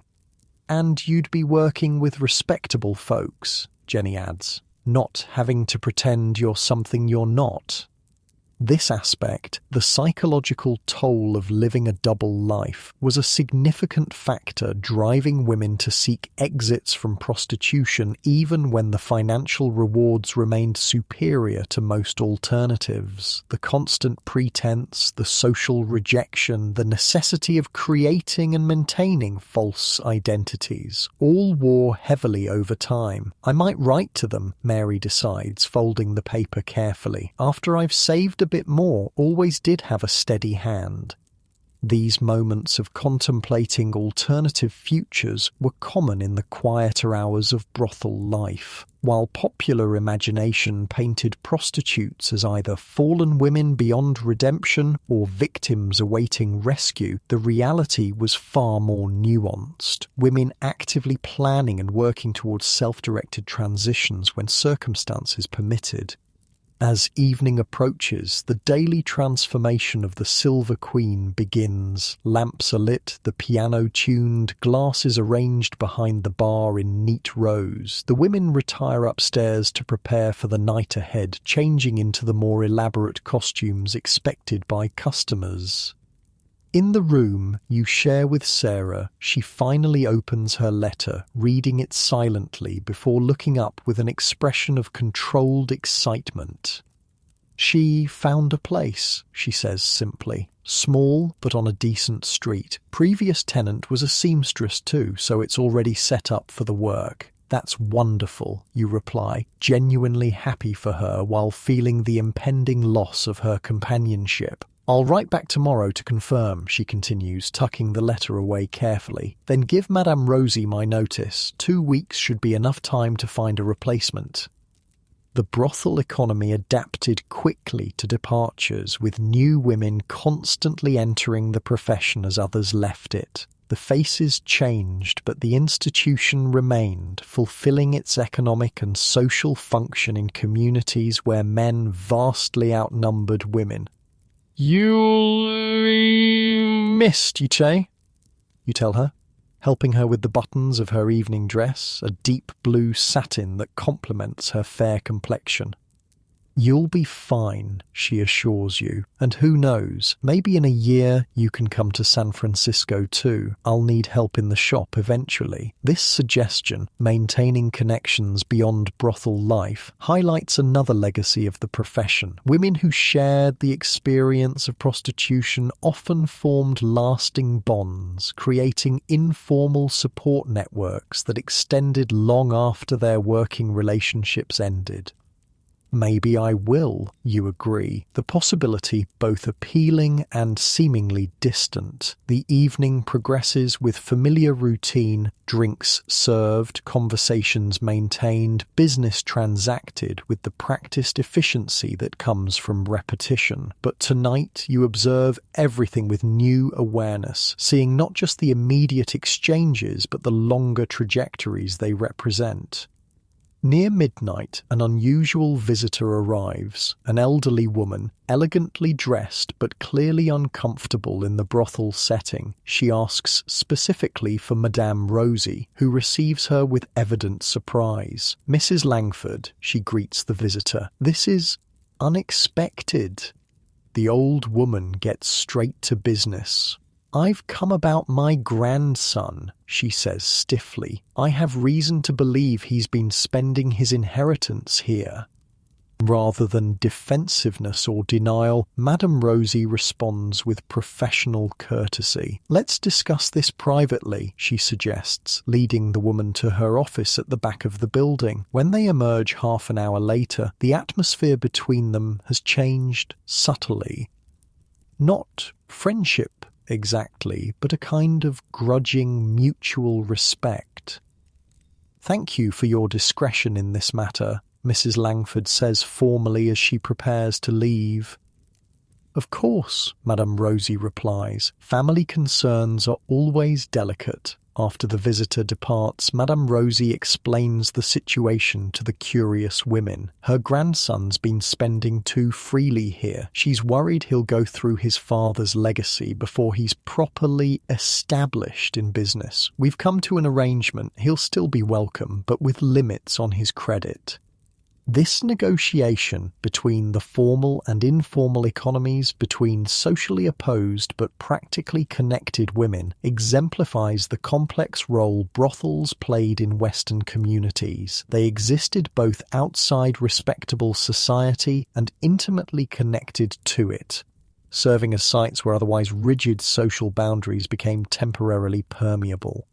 "Never thought I'd see old Lady Langford in a place like this," Lily marvels. Her husband was a church deacon. "Everyone has their breaking point," Madame Rosie observes sagely. "Hers was watching family money flow into my pockets instead of her own. The night deepens, customers come and go, business continues, yet beneath the seemingly unchanging routines, currents of transition are clearly visible. Sarah planning her departure, Mary considering a new profession, Madame Rosie negotiating the shifting social terrain that threatens and sustains her business in equal measure. After the last customer has gone and the doors are locked for the night, the women gather briefly in the kitchen for a late meal. These informal gatherings, away from customer eyes, were where the real community of the brothel revealed itself, women supporting each other through the challenges of a difficult profession. "To Sarah," Lily proposes, raising a glass, "may your needles be sharp and your customers pay promptly." "To Sarah," everyone echoes, celebrating her impending escape while acknowledging their own continued residence in the life she's leaving. "I'll write," Sarah promises. "Let you know how things go, and we'll visit when we can," Jenny adds. "If we're ever in San Francisco." These connections, maintained across geographical distance and social boundaries, formed another legacy of brothel life. Women who shared this experience often remained linked throughout their lives, providing mutual aid and understanding that those outside the profession couldn't offer. As the gathering breaks up and everyone heads to bed, exhausted from the night's work, you find yourself contemplating the various paths women took out of prostitution, some successful, others tragic, many falling somewhere in between. There was the business route, like Sarah's planned dress shop or Madame Rosie's real estate investments. There was marriage, rare but occasionally genuine. There was family reconciliation, with women returning to homes they'd left under various circumstances. There was geographical escape, moving to places where one's past remained unknown, starting fresh with carefully constructed identities. And there were the less fortunate outcomes, the descent from higher-class establishments to cribs and street walking as youth faded, the slow decline through alcohol and opium addiction, the early deaths from disease, violence or suicide that claimed so many in the profession. In your shared room, Sarah packs a small valise with personal items, not for immediate departure, but in preparation for it. The sight is both encouraging and unsettling, a reminder that transitions out of brothel life were both possible and precarious. "Nervous?" you ask, watching her carefully fold a daguerreotype of her family into a handkerchief. "Terrified," she admits with surprising candour. "Been 7 years since I lived any other way. Sometimes I wonder if I even remember how normal people act." This concern, the fear of being permanently marked by prostitution, unable to reintegrate into conventional society, haunted many women contemplating exit. The psychological legacy of the sporting life often proved more difficult to escape than its physical circumstances. "You'll be fine," you assure her, echoing her earlier encouragement to you. "You've always been the sensible one, and you've got real skills." "Hope so," she says, closing the valise and sliding it under her bed. "Guess I'll find out soon enough." Outside, snow falls gently on Virginia City, muffling the sounds of the mining operations that run day and night. The winter landscape transforms the rough-edged town into something almost beautiful, covering its scars and blemishes with pristine white. Ever wonder what people will remember about places like this? Sarah asks suddenly, gesturing vaguely to encompass the brothel. 100 years from now, I mean. It's an unexpected philosophical turn, but not inappropriate for this moment of transition. I don't know, you answer honestly. Maybe nothing. Maybe they'll forget we were ever here. Or maybe they'll make up stories, she suggests. Turn us all into saints or sinners, nothing in between. This intuition that history would struggle to capture the complex reality of women in the sporting life proved remarkably accurate. The legacy of Wild West prostitution would indeed be contested territory, with narratives ranging from romantic glorification to moral condemnation, rarely capturing the pragmatic middle ground where most brothel workers actually lived. "We were just people," Sarah says softly, already speaking of herself in the past tense as she prepares to leave this identity behind. Just women trying to get by, same as anyone. This simple truth, the essential humanity of women whom history would often reduce to stereotypes, stands as perhaps the most important legacy of brothel life. Behind the labels of soiled doves or fallen women were individuals making difficult choices in challenging circumstances, crafting lives of meaning and purpose despite significant constraints. As you finally settle into bed, physically exhausted but mentally alert, you find yourself taking inventory of the brothel's legacies, both societal and personal. The economic contributions that built schools, churches, and businesses, the social networks that supported women within and beyond the profession, the skills and resilience developed through navigation of a dangerous occupation, the hidden influence on everything from fashion to language to social mores. And on a more intimate level, the individual legacies of women like Sarah preparing to carry her brothel-earned capital and skills into a new life. Like Mary, considering a transition to a novel occupation that didn't exist a generation earlier. Like Madame Rosie, building a business empire that would outlast her years in the sporting life. Sleep begins to claim you at last, your thoughts growing hazy as your body surrenders to well-earned rest. Through the window you can see snow still falling, each flake unique and ephemeral, much like the countless women who passed through brothels across the West, briefly visible before disappearing into the greater landscape of history. Their stories, like yours, were neither as romantic as fiction would later paint them, nor as sordid as moralists claimed. They were human stories, complex, contradictory, and ultimately familiar in their basic aspirations for security, connection, and purpose. As consciousness fades, your awareness of the hard mattress beneath you and the cold air on your face merges with appreciation for your own warm, comfortable bed at home. The contrast between then and now, between the harsh realities of Wild West brothel life and the security of your contemporary existence, brings a wave of gratitude. Those women of the sporting life, with their pragmatic approach to survival, their community building in adverse circumstances, their economic ingenuity when most paths were closed to them, left legacies both acknowledged and hidden in the society that emerged from the American frontier. They were entrepreneurs when women weren't supposed to understand business. They were independent when female independence was discouraged. They created communities when society denied them respectable membership. They survived and sometimes thrived in a world designed for their exploitation. Their legacy lives in unexpected places, in Western towns built partly with brothel profits, in businesses established with money earned in the sporting life, in social service organizations originally funded by madams, in family lines continuing from children born to prostitutes who found ways to provide for them. And perhaps most significantly, their legacy lives in the expanded understanding of women's capabilities that emerged, however reluctantly, from recognition of what they accomplished despite overwhelming obstacles.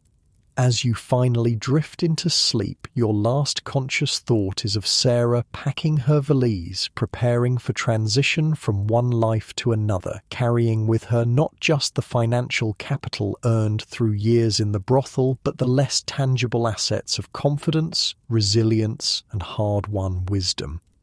In that quiet image of determined transformation lies the true legacy of countless women whose names history never recorded, whose stories were too ordinary to become legend, yet whose collective experience helped shape the West in ways both visible and invisible to those who came after.